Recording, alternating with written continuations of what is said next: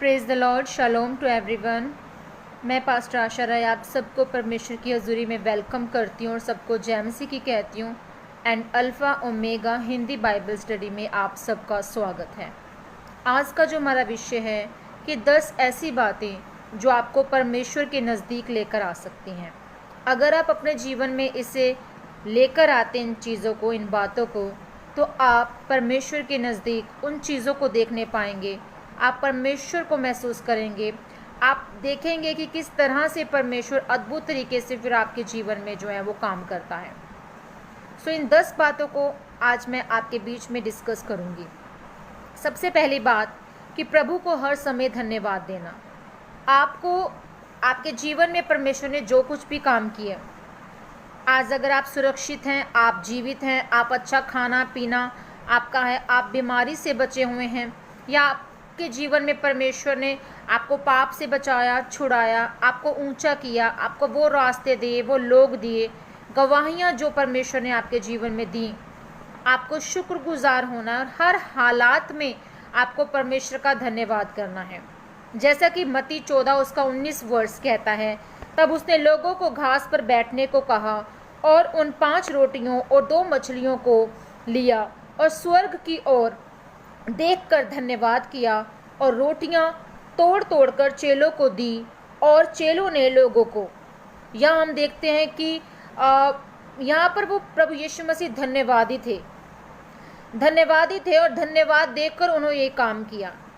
आप जब धन्यवाद करते हुए परमेश्वर के आंगनों में प्रवेश करते हैं तो परमेश्वर आपको ऊंचा करते हैं, आपको और ज़्यादा एडवांस जो आपके जीवन में ब्लेसिंग्स रखी हैं उन ब्लेसिंग्स के लिए आप तैयार हो जाते हैं, खुद को आप प्रिपेयर करते हैं।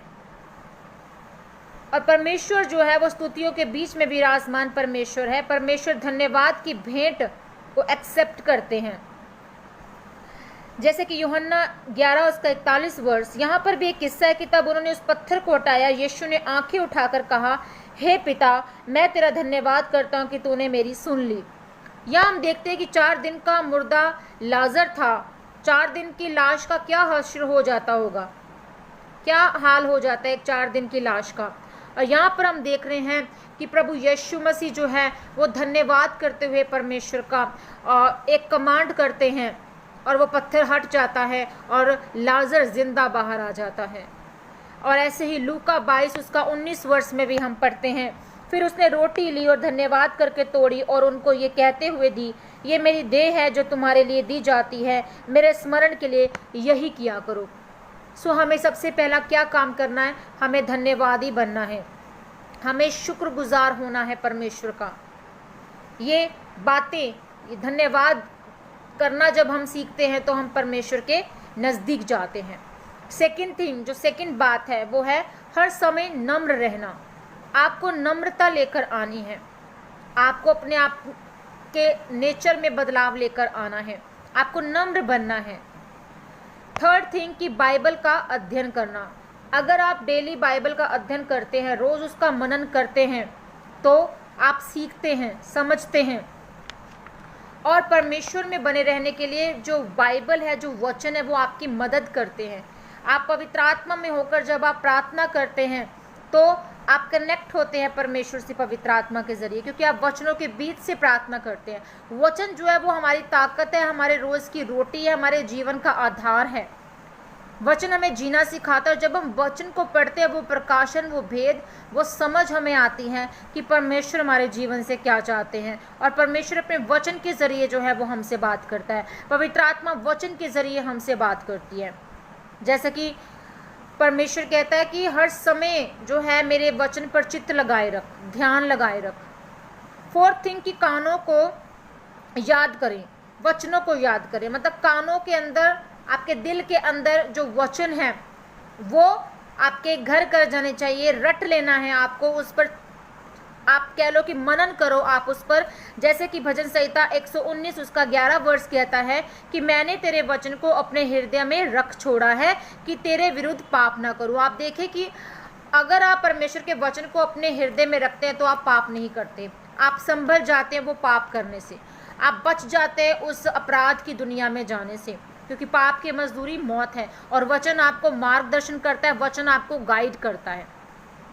जैसे कि मत्ती 4:1-11 यहाँ भी हम देखते हैं कि शैतान ने किस तरह से यीशु मसीह को बहकाया, फुसलाया एक तरह से, कि उनको दिखाया कि अमीरों ऐशो आराम की ज़िंदगी दिखाई, अमीरी दिखाई, और कहा कि अगर ये सब कुछ सुख सुविधाएं तू चाहता है तो तू मेरे आगे झुक, तू मेरी बात को मान।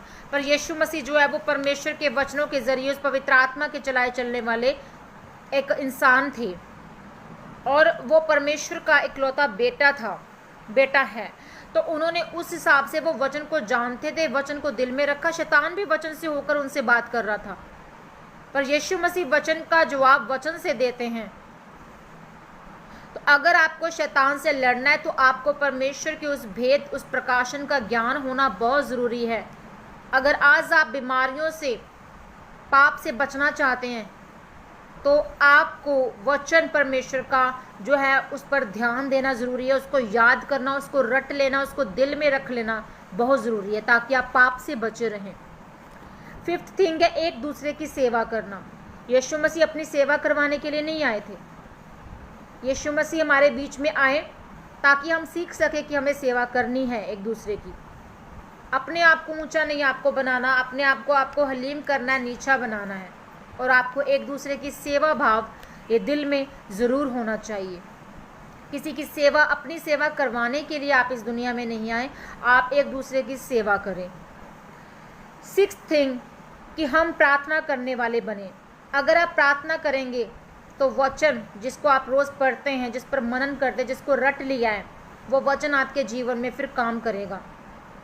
आप प्रार्थना करेंगे, वो बातें पूरी होंगी। आप प्रार्थना करेंगे, पवित्र आत्मा आपको गाइड करना शुरू करेगा। अगर पवित्र आत्मा आपके ऊपर, आपके पास नहीं है, दैट मीन्स कि आप प्रार्थना करने वाले जन नहीं हैं। अगर आप प्रार्थना कर रहे हैं तो पवित्र आत्मा ज़रूर आपसे बात करेगा। आप प्रार्थना करने वाले अगर जन हैं, एक शख्स हैं, तो आप परमेश्वर से उन बातों को जानने पाएंगे जिसका उत्तर आपको नहीं मिल रहा है। तो आपकी तमाम बातों का सलूशन प्रार्थना करना है। अगर आप वचन पढ़ते हैं तो आपको प्रार्थना करना भी ज़रूरी है। जैसे कि एक गाड़ी में बिना डीजल या पेट्रोल के वो किसी काम के नहीं है, इस तरह से प्रार्थना के बिना आप कुछ नहीं, आप खाली हैं। 7th थिंग कि हम स्वयं के लिए मरें, अपने आप में मरना, सेल्फ डेथ। खुद में जब आप मर जाते हैं, आप परमेश्वर के उस क्रूस को उठाने के काबिल बनते हैं। रोज़ अपना क्रूस लिए प्रभु यीशु मसीह ने कहा कि मेरे पीछे चल। आपको रोज़ प्रभु के पीछे चलना है। आपको रोज़ मनन करना है कि परमेश्वर क्या आपके जीवन से चाहते हैं।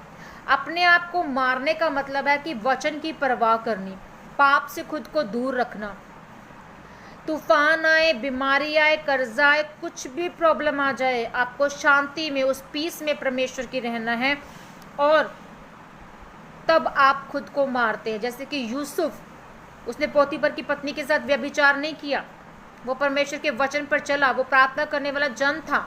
डैनियल 3 टाइम प्रार्थना करता था। दाऊद 7 बार परमेश्वर की हजूरी में जाता था। अगर आपका जीवन इस तरह का है, अगर आप अपने आप को मार चुके हैं, परमेश्वर के लिए खुद को समर्पित कर चुके, कोई मैटर नहीं करता आज आपके कंडीशंस क्या है, आज आपको दुनियावी तौर पर क्या चीज़ चाहिए, आपको परमेश्वर चाहिए। आपको खुद को मारना है, सेल्फ डेथ में जाना है, और दुनिया की परवाह को छोड़ के परमेश्वर के वचन की परवाह करनी है कि परमेश्वर आपके जीवन में क्या चाहते हैं। 8th थिंग कि प्रभु को देने वाले बने। आप अपनी प्रार्थना का जीवन परमेश्वर को दें। आप अपनी इनकम सोर्स का जो 10वां हिस्सा है वो परमेश्वर को दें। आप पूरे 24 घंटों का जो है वो 2.5 घंटे प्रार्थना के लिए दे सकते हैं। आप कुछ भी कर रहे हैं अपने जीवन के, जो भी परमेश्वर ने आपको फ्रूटफुल किया, आपको गिफ्ट्स दिए हैं पवित्र आत्मा के ज़रिए जो आपको मिले हैं, आप दूसरों के जीवन में उंडेलें। अगर आप अच्छे प्रचारक हैं, अगर आप अच्छा वचन पेश कर सकते हैं, आप परमेश्वर की सेवा करें, परमेश्वर के राज्य के लिए जिएं। अगर आज आप प्रॉफिट हैं, भविष्यवाणी करने का आपको वरदान मिला, आप प्रभु के लिए काम करें और भविष्यवाणियों को बताएं। अगर आप एक प्रेयर वॉरियर हैं, आप प्रार्थना करने वाले जन हैं, तो आप दूसरों के लिए प्रार्थना करते रहें और अपने मुल्क, अपने देश के लिए प्रार्थना करें और परमेश्वर के राज्य में आप ये दे सकते हैं। अगर आज आप देने वाले इंसान हैं, अगर आज आपके पास पैसा, आप किसी की भलाई कर सकते हैं, किसी के जीवन को ऊंचा कर सकते हैं, तो आप देने वाले बने, अपने पड़ोसी को देने वाले बने, अपने रिश्तेदारों को देने वाले बने, अपना आप परमेश्वर को देने वाले बने। तब आप परमेश्वर के नज़दीक जाएंगे और परमेश्वर आपसे प्रसन्न रहेंगे। 9th थिंग कि दूसरों को बढ़ाने वाले बने। आपको उन्नति का रीज़न ठहरना है, अपने पड़ोस का, अपने किसी भी कुटुंब का, आप किसी भी जन का, आप उसको ऊंचा करने वाले ठहरे। किसी को, क्योंकि मसीह की एक ये बात है आजकल लोगों में कि वो किसी को ऊंचा होते हुए देख नहीं सकते। आजकल कोई भी जन है वो ऊंचा होते हुए किसी को देख नहीं सकता। उसके पास गाड़ी क्यों है, उसके पास औलाद क्यों है, उसके बच्चे अच्छा क्यों पढ़ाई कर रहे हैं, उसकी पत्नी अच्छी क्यों, उसका पति अच्छा क्यों, उसके पास अच्छा घर क्यों, उसके पास अच्छी जॉब क्यों है, वो क्यों अमेरिका चला गया, कनाडा चला गया, कहीं भी अच्छे मुल्क चला गया, क्यों वो हायर स्टडी कर ली उसने, और मेरे बच्चे इस तरह के हैं, मेरा घर इस तरह का है, मेरे पास गाड़ी नहीं है। जब आप इस तरह की बात रखते हैं तो आप क्या कर रहे हैं, आप जेलसी कर रहे हैं, आप पाप की स्पिरिट से भरे हैं। आपके सामने अगर आपके पास कुछ है देने के लिए, किसी की ज़िंदगी को संवारने के लिए, आप उसको दें ताकि आप उसको खड़ा कर सके। आपको जो गिफ्ट मिला है, जैसे कि मैंने बताया, अगर उस तोड़े को आप इस्तेमाल कर रहे हैं परमेश्वर की महिमा के लिए, आप किसी की उन्नति का कारण ठहर रहे हैं, तो ये ब्लेसिंग है और परमेश्वर के नज़दीक आप जाते हैं। तो आप किसी को नीचा ना करें, अपने भाइयों को, बहनों को, मसीह भाई बहनों को ऊंचा करें, उनकी उन्नति का रीज़न ठहरें और जेलसी की स्पिरिट अपने अंदर से ख़त्म करें। क्योंकि मसीह में हम सब क्या हैं, बहन भाई हैं, और हमें एक दूसरे की क्या करनी है, उन्नति करनी है। उन्नति के लिए सोचना है, अपने देश के बारे में सोचना, अपने लोगों के बारे में सोचना, अपने कुटुंब, अपने रिश्तेदार, अपने नेबर्स के बारे में सोचना है हमें। 10वीं चीज़ जो 10th बात है, अपनी गलतियों को स्वीकारें। अगर आज अपनी गलतियों को आप स्वीकार करते हैं, हो सकता है आपने अपने माँ बाप का दिल दुखाया हो सकता है आपने अपने बहन भाइयों का दिल दुखाया हो सकता है आपने अपने पड़ोसी का दिल दुखाया हो सकता है आपने कोई गलती और पाप किया है। आप उसको जिस दिन ही आप उस गलती का पश्चाताप करते हैं, रिपेंट करते हैं, खुद को आप एक्सेप्ट करते हैं कि हाँ मैंने ये गलती की, उस गलती को आप परमेश्वर के आगे स्वीकारें और उसे दोबारा न करें, तो परमेश्वर आपके नज़दीक आएंगे। सो हमने सीखा कि ये 10 बातें आपको परमेश्वर के नज़दीक ला सकती हैं। अब डिसाइड आपको करना है कि आपके अंदर कौन सी चीज़ की कमी है, कौन सी बात की कमी है। 10 में से 10, अगर 10 की 10 हैं तो आप काबिल और ब्लेस क्रिश्चियन हैं, ब्लेस मसीह हैं आप। सो अपने आप को बदलें, चेंज करें। अगर ये बातें नहीं हैं तो आप परमेश्वर के नज़दीक जाना चाहते हैं कि परमेश्वर आपके जीवन में वो तमाम काम करे, आपके जीवन को बदले और स्वर्ग की मीरास आपकी हो, और यीशु मसीह जब आए तो हम उनके साथ जाने पाएँ। सो अपने आप को चेंज करें, इस काबिल बनाएं कि परमेश्वर के साथ हम जाने पाएँ। खुदा आप सबको आशीष व बरकत दे। God bless you all. जय मसीह।